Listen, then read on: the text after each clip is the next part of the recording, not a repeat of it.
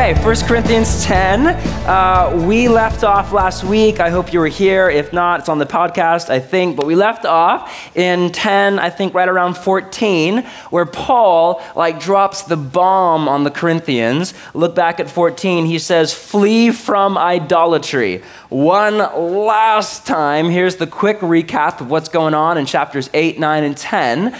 The Corinthians are going back to the temples in the city and going to what are called idol feasts, which is where you go to the temples for Poseidon, or Aphrodite, or Zeus, or whoever. You throw a massive party, all your family, all your friends. You eat meat sacrificed to the idols or to the gods. Now, Paul, after 3 chapters of building and moving, gets to the middle of 10. And he says, listen, flee from idolatry. Not okay. Get out of the temples. That is not a place for followers of Jesus to do life. Now, next, he gets into why. Let's keep reading. 15, Paul goes on to say, I speak to sensible people. And by the way, that's like a subtle dig at the Corinthians. Judge for yourselves what I say. In other words, you know what I'm saying is right. 16, is not the cup of thanksgiving for which we give thanks a participation in the blood of Messiah? And is not the bread right down here on the tables that we break a participation in the body of Messiah? Because there's one loaf, we who are many are one body, for we all partake of the one loaf. Now, you need to get that the word Paul uses here for participation is koinonia in the Greek. Can you say koinonia? Right. And most of the time, the word shows up in the New Testament as fellowship or partnership. And koinonia literally means to share in common. And Paul's point is, listen, when you go to the Lord's table, like we are about to when I'm done, and when you give thanks for the cup and you break open the bread, you have koinonia with God, meaning you connect with literally Jesus by the Spirit. You feel and hear and sense and are one with Jesus. That's why it's called communion, because you, what?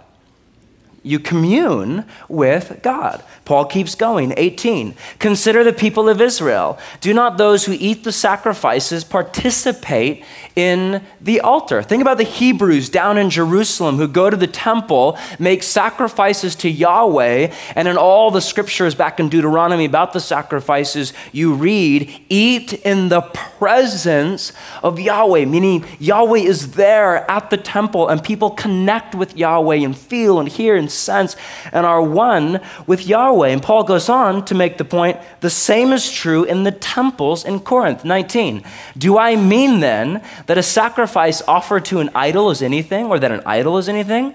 Well, no, not really, but the sacrifices of pagans are offered to demons, not to God. Remember all of that from back in chapter 8?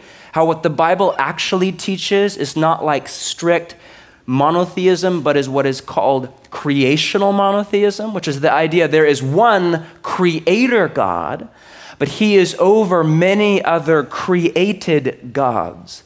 In Hebrew, all sorts of different language in the Bible. In Hebrew, Elohim, or the gods in English, spirits. In today's language, angels, demons. In the language of the New Testament, powers, principalities, authority, rulers.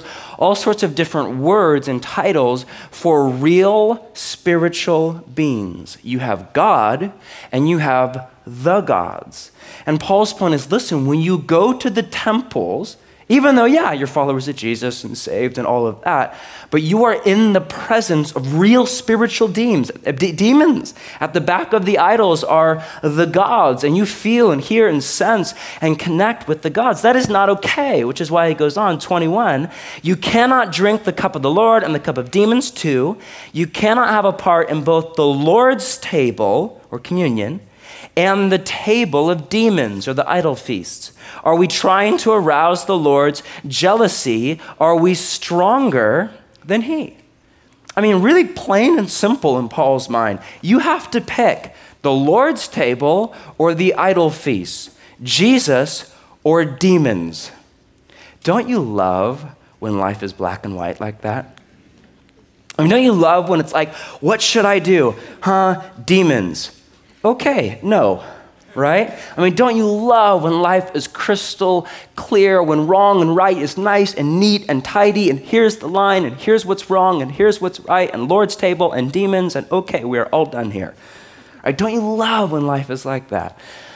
The problem is, I think you would agree, life is not always monochromatic, am I right? In between black and white, you have gray. You have areas that are ambiguous and fuzzy and uncertain and vague, and I'm not really sure about that. What are gray areas? If you're taking notes, gray areas are morally neutral, biblically ambiguous, and culturally controversial. Morally neutral, biblically ambiguous, culturally controversial. Now, the gray area Paul is about to get into in the end of the chapter is meat sacrificed to idols, not in the temples. We know that is not okay, idol feast, off limits. But what about in the market? And if you remember to the background, when you make the sacrifices to the gods in the temples, only part goes to the god, another part goes for the idol feast. You invite all your family, friends, party going down at Poseidon's temple or whatever.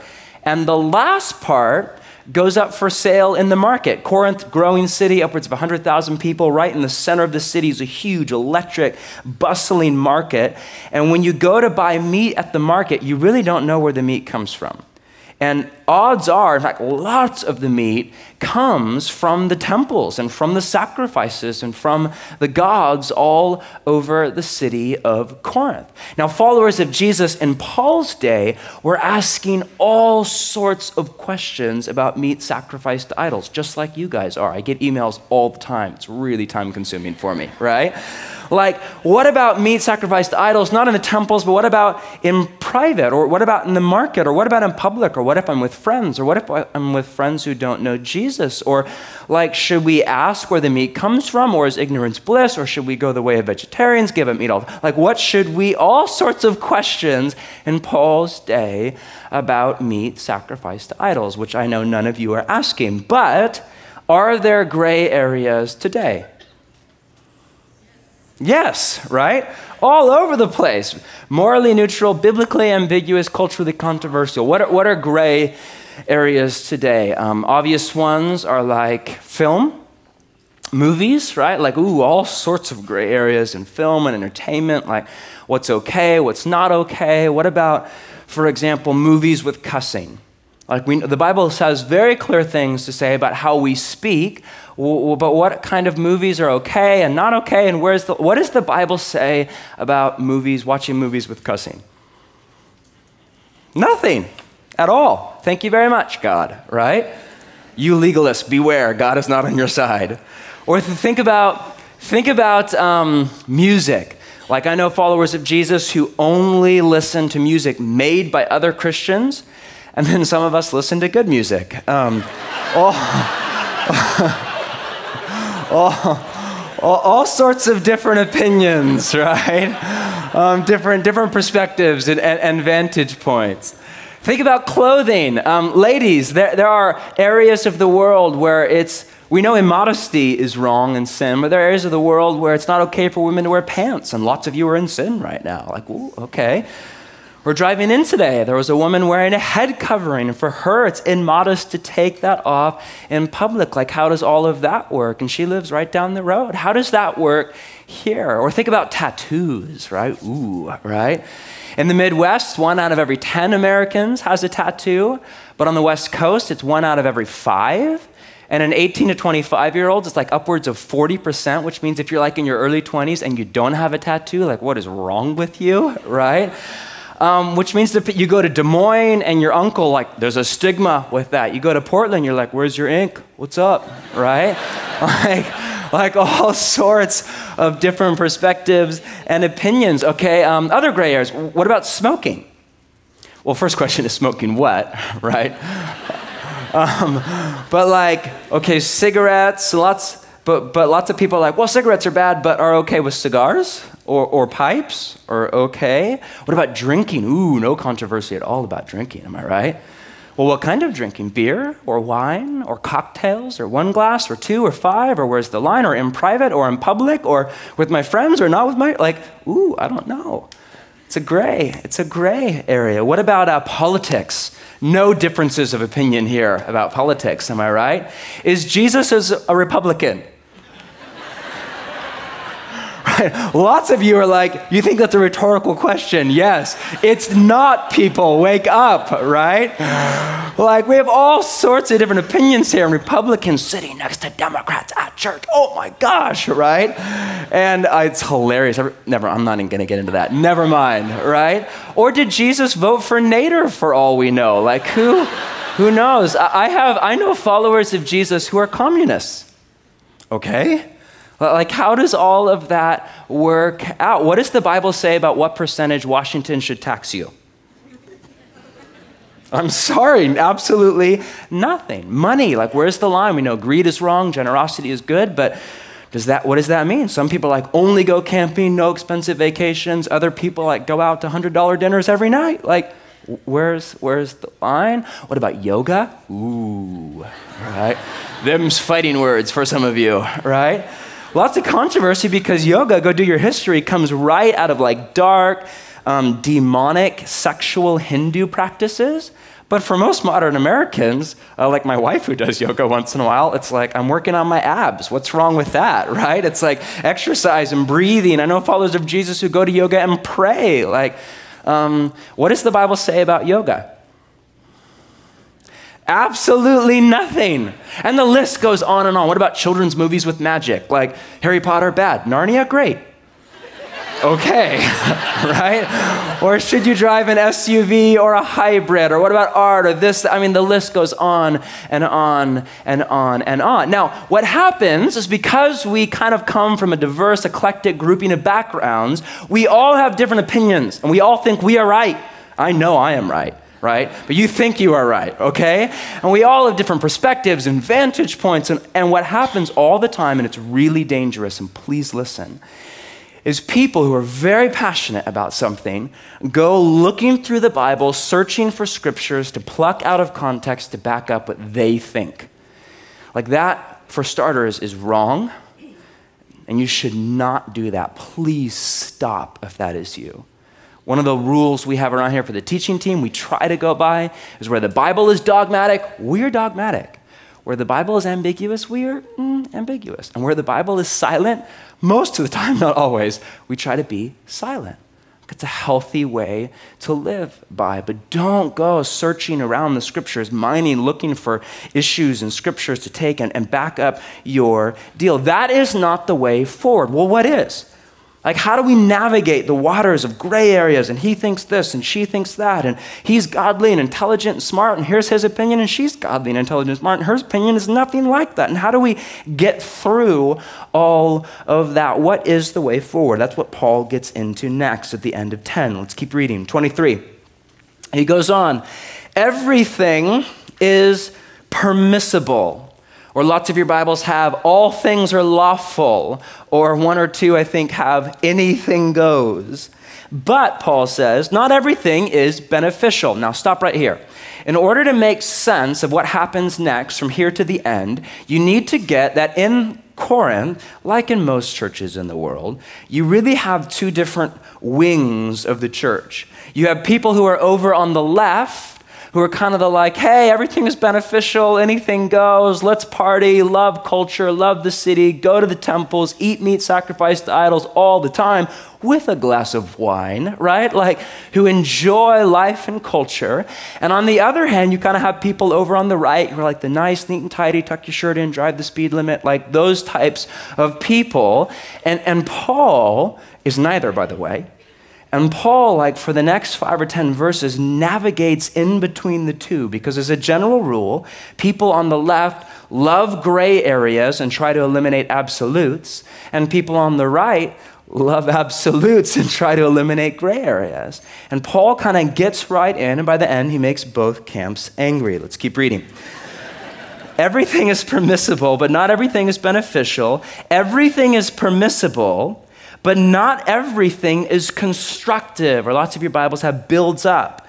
Nobody should seek his own good, but the good of others. First off, Paul speaks to kind of people over on the left and says, listen, I know you're saying everything is beneficial. And by the way, please, if you have an older translation of the Bible, take out your pen right now and make sure that phrase is in quotes in your Bible. Everything is beneficial, or all things are. Paul is quoting the Corinthians. You need to get that. The Bible does not teach everything is permissible, or all things are lawful, or anything goes. Not at all. Paul is quoting people who are off, okay? What Paul says, inspired by the Spirit, what the Bible teaches is yes, but not everything is beneficial. Yes, but not everything is constructive or builds up. Now, Paul quotes that line 4 times all over 1 Corinthians, and the leading theory is because the large contingent of the church is kind of the leftist, we enjoy life, we enjoy culture, all of that. That is kind of the leading majority of the church, just like in Portland. When I think about the church community, not only here, but around the city, like there are very few right-wing legalists in the city. I mean, I know there are some, but most of us are way more on the, hey, we love Portland, we're hip, we're stylish, we love culture and film and music and indie rock and all of that. Most of us are way over here, and we need to hear what he says. Listen, everything is permissible, but not everything is beneficial. And by the way, notice Paul's logic here. Notice how Paul disagrees with the Corinthians. He uses what is called yes, but logic, which is a brilliant way to disagree. As a general rule, evangelicals are lousy at disagreeing, loud and angry and mean most of the time when they disagree. And that is not the way forward at all. Paul uses yes, but logic, meaning, yes, here you're saying everything is beneficial. That's your take. Anything goes. Okay, yes, I see bits and pieces of truth in that. And yes, here's what's right about that. And yes, here's what's healthy about that perspective. But think about something with me. Not everything is beneficial. Not everything is constructive. Not everything is good for you. That's how you disagree with other followers of Jesus. Yes, hey, I hear what you're saying. Well, that's a really interesting perspective. Wow, that's a really good way to think. Well, I never thought about it like that before. Thank you for sharing. Thank you for bringing that in. Yes, but there's this thing called the Bible, and it's funny what the Bible says about that, or whatever, right? Like, yes, but you need to think about this, that, or the other. That is how you disagree in love. Grace, not calling people heretics, not mean, nasty emails, not rude comments, but yes, see the good, and but I think it should be called the chew the meat and spit out the bones principle, right? Like, here's what's right about that. Here's what's off. That's what Paul does. Yes, I see what you're saying. Everything is beneficial. You're free. You have all sorts of freedoms because of Jesus. Life is not about rules and regulations. Yeah, all of that is true. But not all these things you're playing with in the gray areas are healthy or good for you or constructive. Nobody should seek his own good but the good of others. You need to get, Paul says, that the point of freedom, if you're taking notes, is one, not to sin, but from sin. Right? The point of freedom is not, hey, I get to do whatever I want because Jesus set me free. No, you're missing the entire point. Right? The point of freedom is you are free from slavery and bondage in Egypt, so to speak, by that paradigm, from death, from sin, to live the way of God. And secondly, you are free not for your own good, but for the good of others. God set you free not for you, but for others. Just like he set Israel free from Egypt, not for Israel's sake, but for the good and the joy of the entire earth. God set you free for others. Nobody should seek his own good, but the good of others. Now, if you're kind of over on that left side of enjoying life and playing with the gray areas, you need to hear Paul. Now, Paul swings over, and next he speaks to people kind of more on the right, 25. Eat anything sold in the meat market without raising questions of conscience. For, and he quotes Psalm 24, the earth is the Lord's and everything in it. Hey, go to the market and eat whatever you want. Who cares where the meat comes from? Don't ask questions. It's just a dead cow. God does not care where it comes from. Why should you? And he quotes Psalm 24, the earth is the Lord, everything in it. Now, we miss something here that was really subversive going on underneath the surface. Psalm 24, the earth is the Lord's and everything in it, was the prayer used by the rabbis to bless God before eating kosher food. Now, Paul rips off the rabbi's prayer, which he's allowed to do because it's from the Bible, and he makes that prayer not only for kosher food, but for all food, scandalous in Paul's day, and not only for all food, but for all food that was offered to idols the night before. Okay, that was like, if you're like Jewish and you're hearing that, or you're kind of like neat and tidy, tuck your shirt in, your shirt is tucked in this morning, you're like, my goodness, right, sorry. Right? If you're over on that side and you're hearing Paul, you're thinking, are you out of your mind? You are betraying the Torah. You are betraying the way of God for idols and non-kosher food. And Paul's like, eat up, enjoy life. My steak tastes good tonight, right? Like, I mean, he's like a total hedonist, like out enjoying. And here's why. Paul's theology comes right out of Psalm 24, the earth is the Lord's, right out of Genesis 1. God saw all that he had made, and behold, it was very what? Good. That's the story of the Bible, right? Which is very different from the story many people hear today. The story of the Bible is God created the heavens and the earth. God created the sun and beaches and suntans, which are foreign to people like us, and oceans and lazy Sunday mornings to read the paper. God created food and drink. God created beauty. God created sexuality. When he was done, he said, be really careful with all of that stuff. No, when he was done, he said, it is very good. That is not how many followers of Jesus today think. Because we are Western Europeans, and you hear me all the time, many of us are really more the products of a dualistic worldview, which is the kind of very deep in Western European consciousness, the idea that there is a physical world that you can see and touch and you can feel that is evil. And there is a spiritual world, whatever the heck that is good. That is not the plot line of the Bible. In the story of the Bible, God creates the heavens and the earth, no spiritual world and physical world. It's all one. It's all God's world. And when he's done, he says, indeed, it is very good. You need to get that. You need to think like that. Now, yes, Genesis 3 is a story, and yes, the world is fallen, and yes, there are broken pieces of sin all over. Yeah, absolutely. But at its core, creation is good. Food and drink, good. Sexuality in the right context, good. And a gift from God, pleasures, good. All of that is the earth is the Lord's and everything in it. And Paul rips off the rabbi's prayer, which, by the way, is a perfect example of how many modern followers of Jesus don't think about the world in the right way. For example, how many of you ask God to bless the food before you eat? Anybody here? 1 or 2 or 500 of you, right? Do you know where that comes from? You read about blessing God for the food all the time throughout the New Testament and the Old, but it's very different from what you do today. In the Middle Ages, when dualism really got deep into the church, people started blessing the food based on the worldview that the physical world is evil, the food you are about to enjoy is part of the evil physical world, pleasures and hedonism are evil, and if the food tastes good, you need to ask God for mercy for that, and you need to bless the food to make the food okay for you to eat.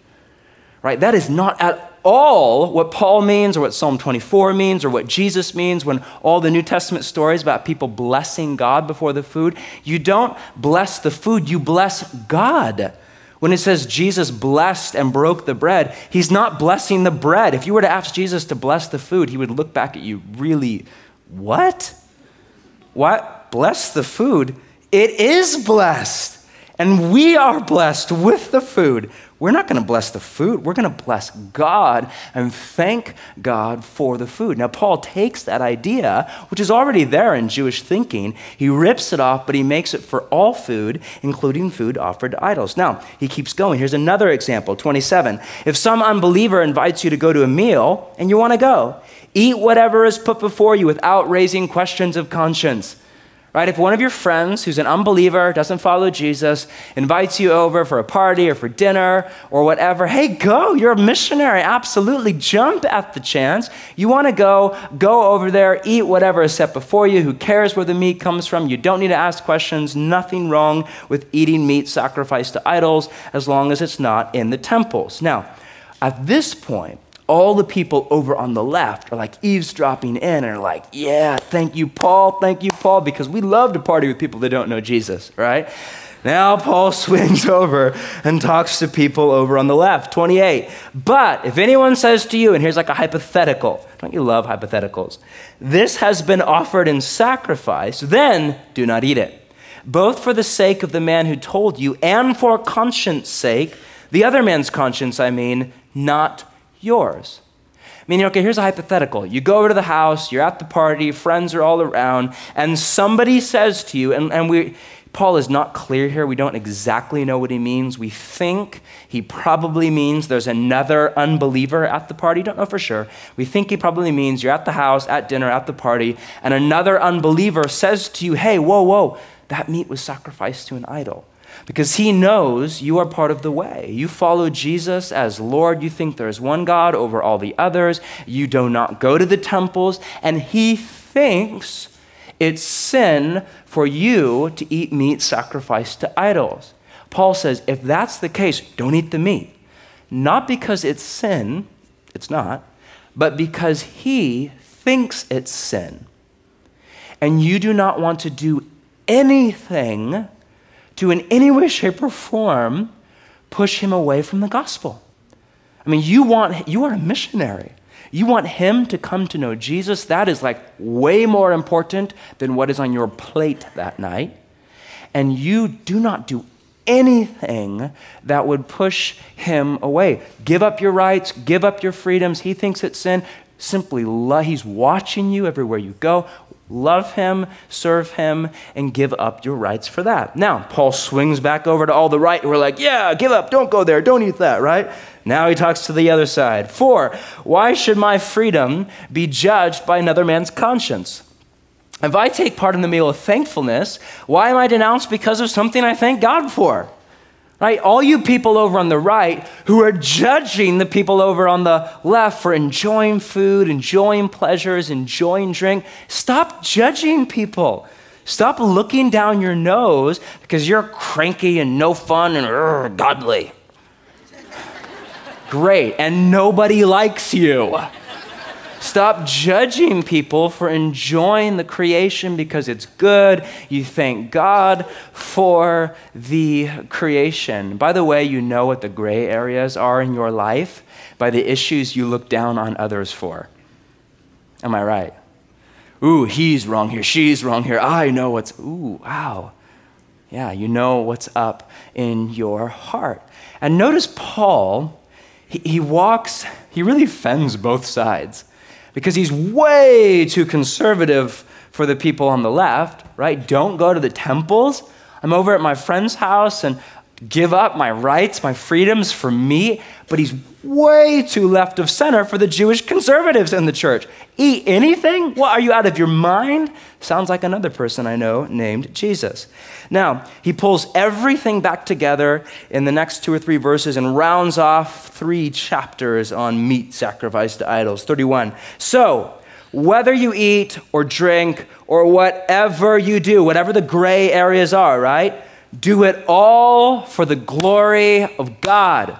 That is what matters. That is ultimate. That is your agenda. 32, do not cause anyone to stumble, not at all. Whether Jews, people who are not yet followers of Jesus, Greeks, pagans, and idolatry in Corinth, or the church of God, brothers, sisters, even as I try to please everybody in every way. And the idea here is not people pleasing. The word is often used of slaves and servants in first century Greek. The idea is I serve the Jews and I serve Greeks, people who do not know Jesus yet, and from religious backgrounds and irreligious backgrounds. I serve my brothers and sisters from the church in every way, for I am not seeking my own good, but the good of many so that they may be saved.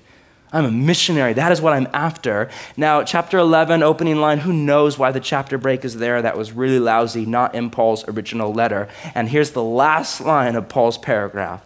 Follow my example as I follow the example of Messiah. Here's how you live like a missionary, where you enjoy life and you give up rights and you give up freedoms. You thank God for the world and you are willing to serve Jews, serve Greeks, serve the church of God, live for others, to follow the example of Messiah. I love that when it comes to gray areas, Paul does not give us really a list of black and white rules. Right? Paul, for the most part, does not give us like a cold, mechanical, long, drawn-out list of rules and regulations and meat sacrificed to idols here, meat sacrificed to idols there, and what kind of meat, and this, that. Instead, Paul really gives us a way of life. Paul gives us a mindset, like here's how you think and here's how you move through life. Paul gives us an ethos. Here's how you feel. Here's your heart. Here's your passion. Here is what God is after from you. And really, I think the text pushes you and me to questions. Here, if you're taking notes, are 5 questions right out of the text, right out of the last 3 chapters, to ask yourself about the gray areas. And before we get it, think of 1 or 2 or 3 in the back of your mind, right? And have that kind of hovering back there. And let's work through the last 3 chapters and think through 5 questions you asked yourself to think like Paul, to follow the example of Messiah. First off, if you're taking notes, what does the Bible say? I repeat, what does the Bible say? Look back at the beginning of chapter 10. Paul says, if you skip down to 7, do not be idolaters as some of them were, as it is written, and he quotes Exodus. The people sat down to eat and drink and got up to indulge in pagan revelry. And he goes on and he tells the story of the Exodus and of the snakes and of all sorts of crazy stuff and Moses in the desert. He tells the stories from the Bible. He goes right to the scriptures. That is always step 1. You're thinking about, what should I do here? What should I do there? Here's my opinion. Here's so-and-so's opinion. Step 1, first question, always, well, what does the Bible say? Does the Bible speak to that? And maybe the answer is no, absolutely not. Maybe the Bible is totally silent, in which case you move on. But maybe the Bible does. In fact, lots of the time, what I bump into all the time is people think it's a gray area, but actually it's not. Like, let's take film for an example. My personal opinion, lots of followers of Jesus take way too many freedoms when it comes to what you watch. There are gray areas, cussing or violence maybe, but think about there's 1 or 2 movies out right now that have sexuality in them, only 2 or 3. And guys, is it okay for you to watch a woman who's not your wife take off her clothes? No, thank you. No, like a man, right? No, it's not okay. That is not a gray area. Is it okay for me to watch? Well, you think it's wrong. It's wrong. Jesus said if a man looks at a woman to lust after her, he commits adultery in his heart. It's really not cool. It's sin. That is not a gray area. That's black and white. It is not okay, guys, to watch that ever. Sexuality in general kind of is one of those places where I think people think it's gray, and it's not really that gray. Should I have sex with my boyfriend or girlfriend before we get married? No. You don't need to pray about that. You don't need to get another opinion. You don't need to ask around. Well, that's your interpretation. Well, first off, it's right. And also, it's funny how your interpretation involves your girlfriend naked, and mine involves you loving her on your wedding day. Interesting. It's not a gray area.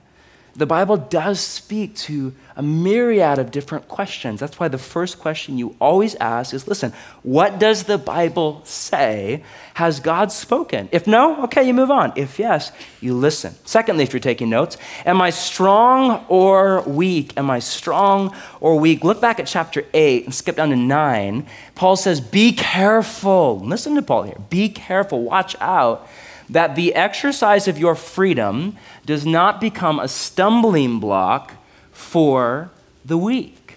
We all have areas of strength and weakness, would you agree?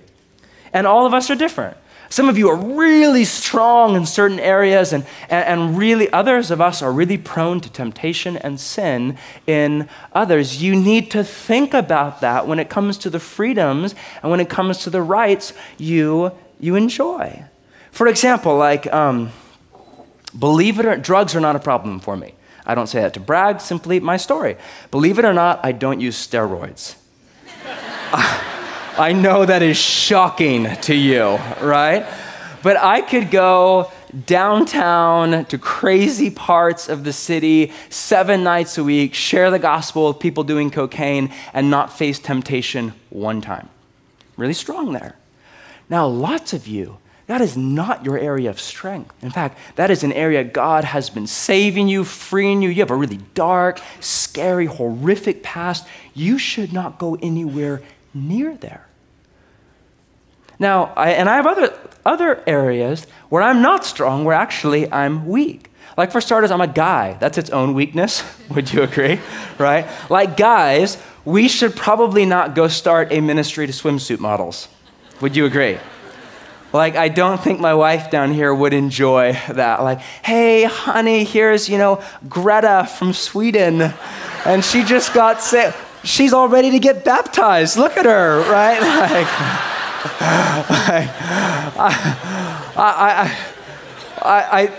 Now, there's not a verse in the Bible that says, I'm not allowed to start a ministry to swimsuit model, but I don't think that's an area of strength for most guys, and I don't think that's really a wise path to go down. And you need to think about that. The point being, don't take freedoms, don't take your rights, don't take risks in areas where you are weak. Be wise. In Paul's language, be careful. 3, if you're taking notes, and here's one I do not think about. What builds up the community? I repeat, what builds up the community? In the beginning of chapter 8, opening line, he says, knowledge puffs up, but love builds up. He uses the exact same word over in chapter 10, down in 23. He says, everything is permissible, but not everything is constructive, or in the Greek, builds up. Next, he says, nobody should seek his own good, but the good of others. 33, even as I try to please everybody in every way, for I am not seeking my own good, but the good of many. I don't know about you, but that is not how I think. I am very much seeking my own good. Right? If I were writing my story, I do not seek the good of the many, but my own good. Right? I'm a hyper-individualistic, good old narcissistic American to the core. I think the center of the universe is JMC. And that is what God's agenda for the world is really all about, to make me happy. Your best life, never mind. Like that is what God is after. Actually, that's not the gospel. I'm sorry, John Mark, but that is not the gospel. And Paul's mindset is, hey, not what's good for me, what sounds fun to me, what's pleasures for, but what's good for others? What builds up the community? Think about your church. Think about your friends who are followers of Jesus. Think about your family. Think about your house church you are a part of. Like what builds up the community? What helps the way of Jesus in Portland? What helps Solid Rock? What helps your house church go forward? What helps your kind of circle of friends live the way of Jesus, thriving and alive? What builds up the community? What's good for your spouse? What's good for your children? What's good for your husband? What's good for your coworkers? What's good for your employees? What's good for your church? What's good for the people you serve? What's good for you? Fill in the blank. And as long as your name is not in the blank, you're on the right path. What's good for what builds up the community? 4, if you're taking notes, and here's another one I do not think about. What helps the gospel go out? Right? What helps the gospel go out? In 33, Paul says, so that they may be saved. He's a missionary. That's how he thinks. That's his agenda. That's his entire point for planting churches all over the empire, for giving up his rights, his freedoms, money, the easy life, for living in prisons half the time and on the road. His entire agenda was that they, Jews, Greeks, anybody may be saved. Paul wants people to come to know Jesus Every person he bumps into, all of his friends, all of his neighbors, all of his coworkers at the tent making shop, he wants everybody to come to know Jesus. You need to think like that. I need to think like that, because missionaries are not only people who go over to Africa. You are a missionary. Missionaries are people who get up in the morning and go to work, who go to make a latte or 2 or 400, who go to design software, who go to teach second grade, who go to raise children, who go to, you fill in the blank. You are one. That is how you need to think. When it comes to your freedoms, rights, the gray area, okay, what is best for the gospel? For your context, what helps the gospel get out? And 5, and last, is the action worth copying?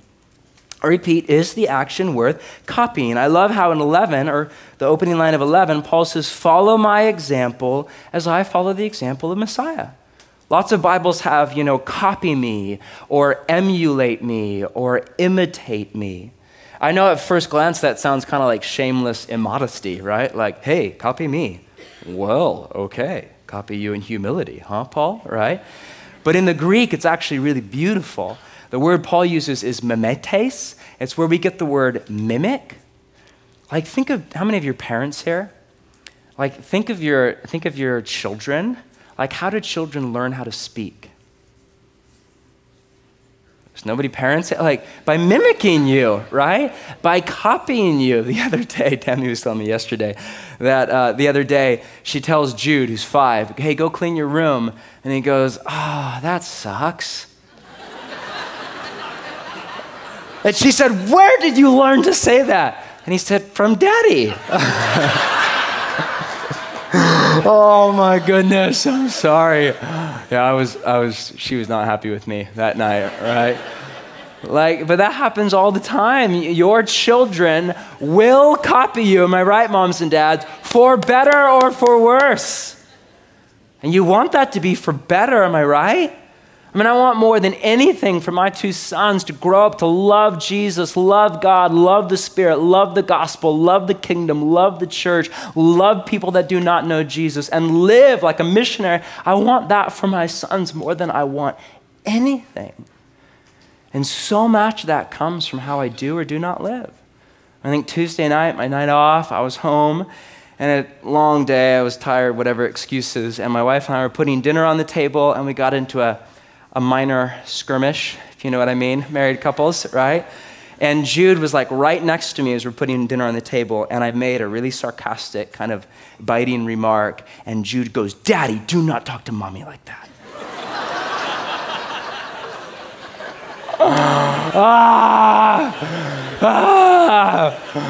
I turned, Tammy, I'm sorry, will you please forgive me? Jude, I'm sorry, will you please forgive me? And don't boss me around like that. Right? Like for better or for worse. And I'm laughing now, but at the time, I mean, it was not funny, right? You know what that's like, parents, right? Where you're like, your heart sinks because you don't want your kids to end up lousy like you, right? Your children mimic you, copy you. Like, what is the action? Think about your gray area. If your parents, really easy to connect, think about your kids.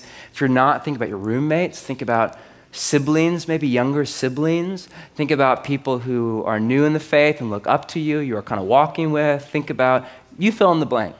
Is it something you would love for them to grow up doing? You would love for them to copy and mimic. Is the action worth copying? Now, what does the Bible say? Am I strong or weak? What builds up the community? What helps the gospel go out? Is the action worth copying? Now, as a case study, let's take an example, one of the gray areas, and put the example through kind of the rubric. And the point here, let's talk about alcohol.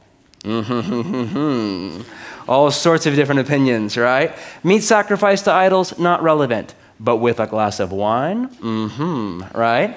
And the point here is not to get you to agree or disagree with me. Frankly, I don't care.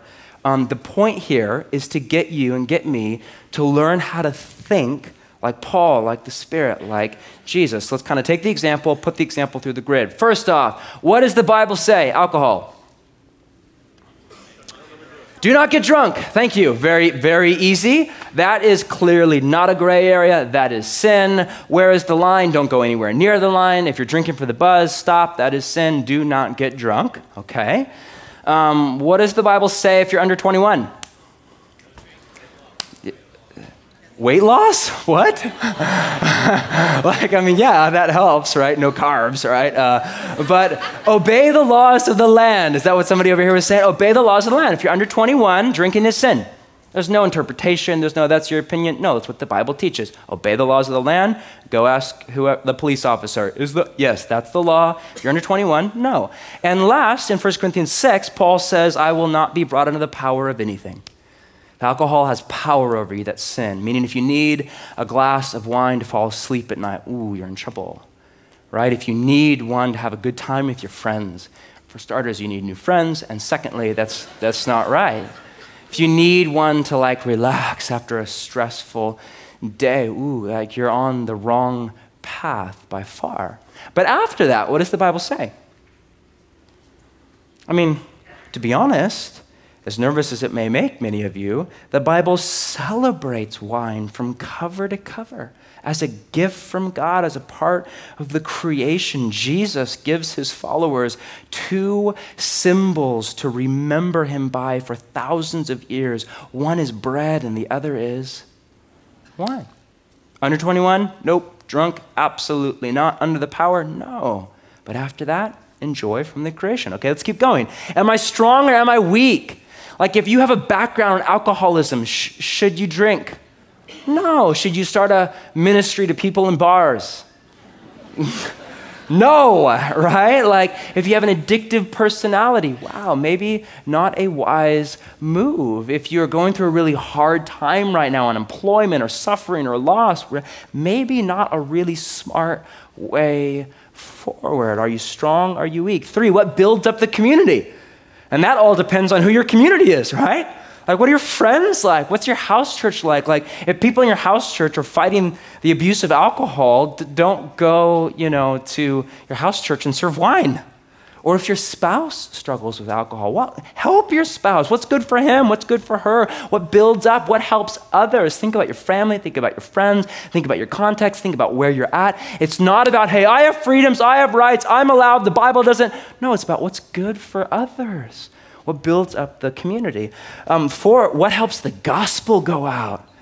Well, like the one before, that really depends on where the gospel is going and who your friends are and who you're interacting with, right? We live in a great Portland neighborhood. We love where we live, very Portland to the core, lots of hybrids, lots of bumper stickers, right? And love the neighbors. We absolutely have a great time. My wife and I, as a general rule, we don't always make it, but try to have somebody over in our house one night a week who doesn't know Jesus. That's kind of what we shoot for. And lots of the time, neighbors or friends or whoever.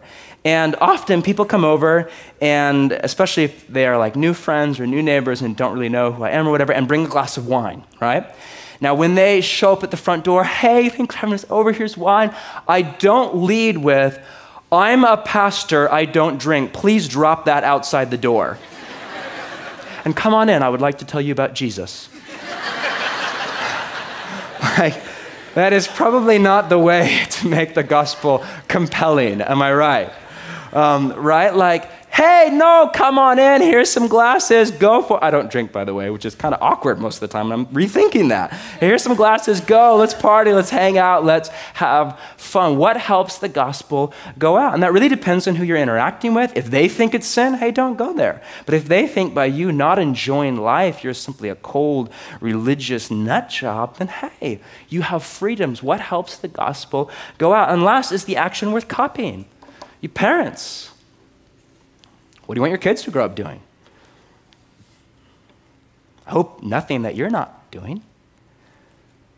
Younger siblings, roommates, are what when you are doing, here's always a good general rule. When you are taking a liberty, can you at the same time thank God for that liberty? Can you, with a clear conscience and a light heart and a smile on your face, not say, I think this is not a blatant sin?